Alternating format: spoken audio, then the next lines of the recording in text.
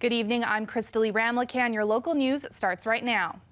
We're running flat out to make sure that we have more capacity than the vaccines we have, and as soon as we get more vaccines, we'll ramp up either further. Ontario updates its vaccine plan and sets a deadline to give all long-term care home workers and residents their first shots. The message is very, very clear. Stay home. That's it. Stay home. The stay-at-home order comes into effect just after midnight. What the new restrictions mean for you and your family.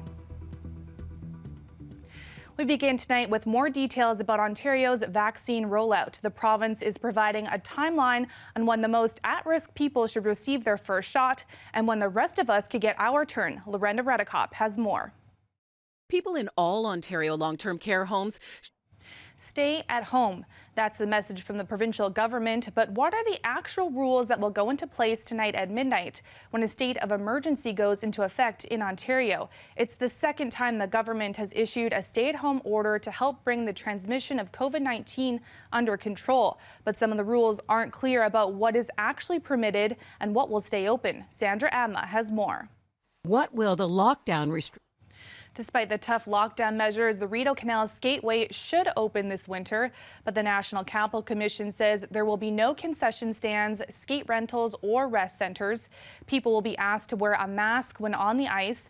The NCC also plans to shut down a stretch of the Queen Elizabeth driveway to vehicles so people can exercise. The start date for that closure hasn't been announced yet. Taking a look at where we are in the numbers today, Ontario is reporting just under 3,000 cases again today, but a significant 74 more deaths and 14 more people in intensive care on ventilators. In Ottawa, we are back up 179 new cases here, and we've just set a new record for 7-day average, 147 new cases a day on average here. Test positivity is slightly lower today by 1 point at 4.5%. The Outaouais has 37 new cases and 1 new death, and the vaccine rollout remains sluggish. Over 11,000 daily doses administered yesterday for a cumulative total of over 144,000. Police have recovered remains of 4 people after a weekend fire in North Grenville Township. The fire broke out in a log cabin Sunday evening. At the time, police said 4 people were unaccounted for. Police say the people's identities have not been confirmed, but their families have been notified. But neighbors told CBC the couple who owned the home were Bob and Gina Juneau. Police say the home's steel roof likely kept much of the heat of the fire inside of the home. The Office of the Fire Marshal, the Regional Coroner's Office, and OPP are all investigating. And 2 people were injured after a fire last night in Mechanicsville. Crews were called to a triplex on Hinchy Avenue around 9:30. Paramedics say 2 people suffered smoke inhalation and were taken to hospital, both in serious condition. Damages are estimated at approximately $600,000. Auto police are investigating after a collision involving a pedestrian and OC Transpo bus. Police say it happened just before 7 last night near the corner of Industrial Avenue and Riverside Drive. A man in his 80s suffered serious but non-life-threatening injuries. Police say the investigation is ongoing. As we've heard, people in Ontario will be under a stay-at-home order in just under an hour. But what do you do if you're being evicted? It's a reality for many as they struggle with layoffs during the pandemic. Natalie Collada has more. Honestly, I just feel more doses of the Pfizer-BioNTech COVID-19 vaccine arrived in Ottawa today. The Ottawa Hospital says they received 5,850 new doses of the vaccine today. Some of those doses will be used to vaccinate residents in long-term care homes, while the remainder will be used to provide second doses for those who have already received the initial shot of the vaccine.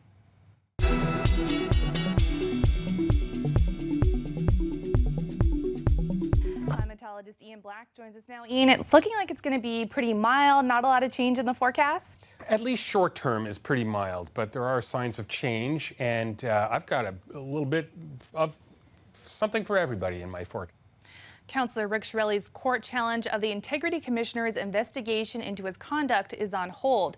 Two shocking reports on the College Ward councillor's behavior resulted in Shirelli losing 15 months of pay and being kicked off committees. But the councillor has always maintained that the Integrity Commissioner didn't have the authority to deal with the complaints made against him. Shirelli was scheduled to go to provincial court this morning to argue his case, but the panel of judges dealing with the issue asked the parties to meet outside the formal legal process. No date has been set for the meeting. If the parties cannot come to an agreement, a new date for the judicial review hearing will be scheduled.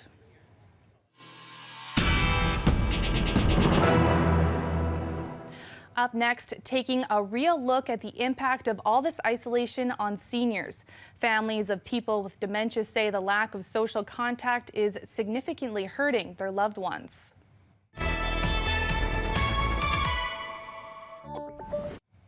As Ontario and Quebec face weeks of further lockdown, there's growing concern about the impact of continuing isolation on some seniors. Families of people with dementia say the lack of social contact, physical activity, and even human touch has led to a significant decline in cognitive health. The CBC's Julie Ireton has the story. Air Canada is scaling back operations by another 25% in response to new COVID-19 restrictions. The airline today announced it's cutting 1,700 jobs and more routes in Atlantic Canada. It's suspending all flights into Gander and Goose Bay in Newfoundland and Labrador, as well as Fredericton in New Brunswick. It's also suspending passenger service to Yellowknife later this month. Airline executives say increased government-imposed travel restrictions have had an immediate impact on the company's bookings. Air Canada's capacity in the first quarter of this year will be about 20% of what it was during the first quarter of 2019.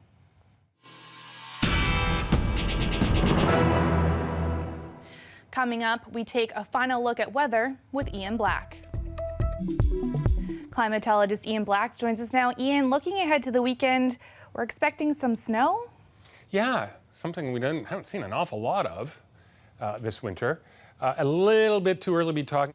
That's our show for tonight. Thanks for joining us. We'll meet you back here at 6 o'clock tomorrow.